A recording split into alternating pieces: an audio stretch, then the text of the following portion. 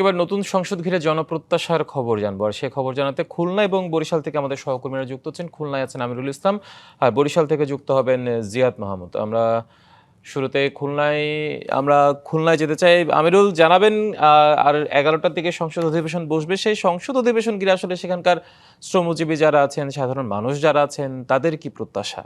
প্রত্যাশা ছিল, প্রত্যাশা রয়েছে, বিশেষ করে এই সংসদকে কেন্দ্র করে যে কেমন সংসদ হতে যাচ্ছে, সেই সংসদে সাধারণ মানুষের ভাবনাটা কতটা প্রতিফলিত করবেন নির্বাচিত জনপ্রতিনিধিরা, এমনটাই কিন্তু প্রশ্ন ঘুরপাক খাচ্ছে সাধারণ মানুষের মাঝে। আমরা কথা বলবো সে বিষয়টা, যা কেমন সংসদ চাচ্ছে। আজ তো সংসদের প্রথম অধিবেশন বসছে। ত্রয়োদশ জাতীয় সংসদের কাছে জনগণের প্রত্যাশা অনেক, বিশেষ করে বাংলাদেশের নতুন প্রজন্ম, তরুণ প্রজন্ম যারা এবার নতুন প্রথম ভোট দান করেছে, তাদের প্রত্যাশা অনেক। কারণ এই ৩৬শে জুলাইয়ের গণ আন্দোলনের প্রধান উদ্যোক্তাই ছিল তারা। ৩৬শে জুলাইয়ের আন্দোলনের মাধ্যমে একটি সরকারের পতন ঘটিয়ে মানুষ আশা আকাঙ্ক্ষার বাস্তবায়ন ঘটাতে চায়। তাই এই আগামী জাতীয় সংসদ আজকে অধিবেশন বসছে, এই সংসদের কাছে আমাদের প্রত্যাশা অনেক। সন্ত্রাসমুক্ত বাংলাদেশ, সন্ত্রাস, দুর্নীতি, চাঁদাবাজ, মাদক, এবং আমাদেরকে আর যাতে শুনতে না হয় যে পার্লামেন্টের দুর্নীতির দায়ে একটি সরকার সহ মন্ত্রী পরিষদ, সংসদ সদস্যরা বাংলাদেশ ছেড়ে পালিয়েছে। আমরা আগামী দিনে এমন একটি বাংলাদেশ চাই যে বাংলাদেশের সংসদের মেয়াদ শেষ হওয়ার সাথে সাথে আরেকটি শান্তিপূর্ণ, অবাধ, সুষ্ঠু, নিরপেক্ষ নির্বাচন। ধন্যবাদ আপনাকে। আমরা কথা বলবো, একজন তরুণ রয়েছেন, কেমন সংসদ চাচ্ছেন? আচ্ছা, দেখুন, সংসদ হচ্ছে গণতন্ত্রের একটা জায়গা, জবাবদিহিতা করার জায়গা। আমরা চাচ্ছি যে সংসদটা হবে এবার জবাবদিহিতামূলক। বিগত সময়ে যে জবাবদিহিতার অভাব ছিল, যে সংসদকে মানুষ হাসি ঠাট্টা করতো, স্বামী স্ত্রীর সংসদ, না, আমরা সেরকম কোনো কিছু চাচ্ছি না। আমরা চাচ্ছি এমন একটা সংসদ হবে যেখানে জবাবদিহি করতে বাধ্য থাকবে জনগণের কাছে সরকার। আমরা সেই সাথে আমরা প্রত্যাশা রাখবো যে সংসদে আমাদের পবিত্রতা বজায় থাকবে, সংসদে একটা ধর্মনিরপেক্ষ, আদর্শিক, অসাম্প্রদায়িক সংসদ বজায় থাকবে। এটাই হচ্ছে আমার বর্তমান নতুন সংসদের কাছে এবং সদস্যদের কাছে আমার আবেদন বা প্রার্থনা। নায়াসিনামাইড ও স্যালিসাইলিক সমৃদ্ধ লিলি ফেস ওয়াশ যা ফেসের ডেড স্কিন সেল দূর করে দেয় দ্বিগুণ ফাস্টার ব্রাইটেনিং। ধন্যবাদ আপনাকে। কেমন সংসদ চাচ্ছেন?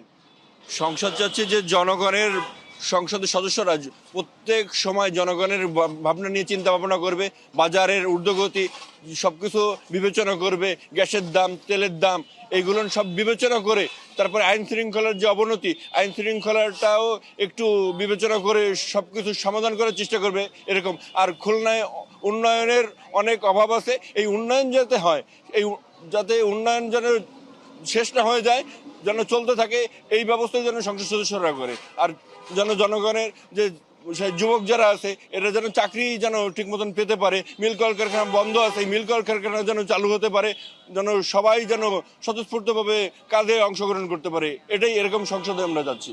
ধন্যবাদ আপনাকে। আমরা শ্রমজীবী মানুষের কথা বলবো, কেমন সংসদ চান? যে সংসদে কোনো রকম থাকবে না, মানুষের ভেদাভেদ থাকবে না, ন্যায় নিশ্চিতভাবে কথা বলতে পারে, প্রত্যেকটা এমপি যেন জবাবদিহিতার আওতায় আসে। আমরা যাতে তাদের কাছ থেকে এমন কিছু আশা করি না যা আমাদের ক্ষতি হয়ে দাঁড়াবে। আমরা যাতে কাজকর্ম পাই, আমরা এখানে সকালের থেকে সন্ধ্যা পর্যন্ত বসে থাকি, অথচ কাজ কাম পাই না। আমরা অন্তত কাজ কাম করে বেঁচে থাকতে পারি সৎ পথে, সেই জন্যই। আর বিশেষ করে তারেক রহমান, সে অল্প বয়সী একটা ছেলে। ধন্যবাদ আপনাকে। এবং চাচ্ছে জনগণের বিভিন্ন শ্রেণী পেশার মানুষেরা তাকিয়ে আছেন অধিবেশনের দিকে, তাদের প্রত্যাশা পূর্ণ হবে এমনটাই কামনা করছেন সাধারণ মানুষ। এটাই ছিল সর্বশেষ অবস্থা। হিমাদ্রি। আমিরুল, ধন্যবাদ আপনাকে। জিয়াদ মাহমুদ আছেন বরিশাল থেকে, যুক্ত হবেন। জিয়াদ, সেখানে সাধারণ মানুষের কি প্রত্যাশা আজকের এই সংসদ ঘিরে? সংবিধানের ৭২-এর ২ অনুচ্ছেদ অনুযায়ী জাতীয় সংসদ নির্বাচন অনুষ্ঠিত এবং তার ফলাফল গেজেটভুক্ত হওয়ার ৩০ দিনের মধ্যে নতুন অধিবেশন আহ্বানের কিন্তু বাধ্যবাধকতা রয়েছে। আমরা জানি যে গত মাসের ১৪ ফেব্রুয়ারি জাতীয় সংসদ, ত্রয়োদশ জাতীয় সংসদ নির্বাচনের যে ফলাফল গেজেট আকারে প্রকাশিত হয়, ২৬ মার্চের মধ্যে, ১৬ মার্চের মধ্যে সংসদ আহ্বানের একটা বাধ্যবাধকতা ছিল, তার 4 দিন আগেই কিন্তু জাতীয় সংসদ নির্বাচনের যে প্রথম অধিবেশন সেটি আহ্বান করা হয়েছে। 11টায় আজকে অধিবেশনে বসবে এবং দীর্ঘ 1.5 বছরে নানা ধরনের রাজনৈতিক চড়াই উতরাই পেরিয়ে যে আজকে নতুন অধিবেশন বসতে যাচ্ছে, সেই অধিবেশনকে ঘিরে সাধারণ মানুষ থেকে শুরু করে বিশেষ করে শ্রমজীবী মানুষের প্রত্যাশা কিন্তু আকাশচুম্বী। শ্রমজীবী মানুষ যারা এখানে রয়েছেন তাদের সাথে আমাদের কথা হয়েছে, বিশেষ করে দক্ষিণাঞ্চলের যারা মানুষ তাদের প্রত্যাশা কিন্তু অনেক, এবং তারা বলছেন যে শ্রমজীবী মানুষের প্রধান যে প্রত্যাশা সেটি হচ্ছে বাজার সিন্ডিকেট ভেঙে নিত্যপণ্যের দাম কমানো এবং জাতীয় ন্যূনতম মজুরি পুনর্বিন্যাস করা, এছাড়াও তাদের কর্মসংস্থান সৃষ্টি, শ্রমিকদের নিরাপত্তা নিশ্চিতকরণ, দুর্নীতিমুক্ত সামাজিক সুরক্ষা ব্যবস্থা চালু করার কথাও তারা বলছেন। আমি একজন শ্রমিকের সাথে কথা বলবো, আসলে নতুন অধিবেশন উপলক্ষে আপনাদের কি প্রত্যাশা? আমাদের প্রত্যাশা হলে আমাদের পারিশ্রমিক বেতন আমাদের বাড়াই দিতে হবে, আর বাজারে দ্রব্যমূল্য কমাইতে হবে। আমাদের অনেকদিন পর্যন্ত কাজ নাই, আমরা অসহায় আছি, হ্যাঁ, আর কর্মসংস্থান।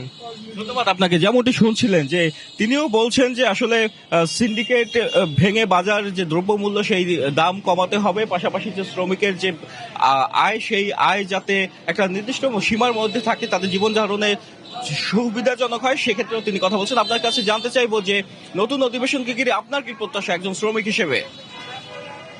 আমি আর বলতে পারব না। আপনাদের প্রত্যাশা কি?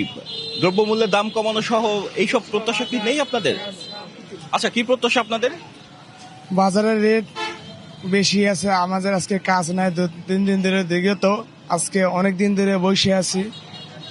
বাজারের দাম বেশি সবকিছুর, আমাদের বাজারের দাম কমানো হতে হবে। জীবন ধারণে কষ্ট হচ্ছে। হ্যাঁ, ধন্যবাদ আপনাকে। যেমনটি শুনছিলেন যে এখানে যারা শ্রমিক রয়েছেন তারা আসলে সহজ সরল মানুষ এবং তারা চাচ্ছেন স্বাভাবিকভাবে তারা জীবনযাপন করতে পারে। সে যে বাস্তবতা, সেই বাস্তবতার যাতে নতুন সংসদে ত্রয়োদশ জাতীয় সংসদের যে প্রথম অধিবেশন, সেই অধিবেশন থেকেই যেন তাদের বাস্তবতার যে প্রতিফলন সেটি হয়। এতটুকু ছিল বরিশাল থেকে আমার কাছে। জিয়াদ, ধন্যবাদ আপনাকে যুক্ত হওয়ার জন্য।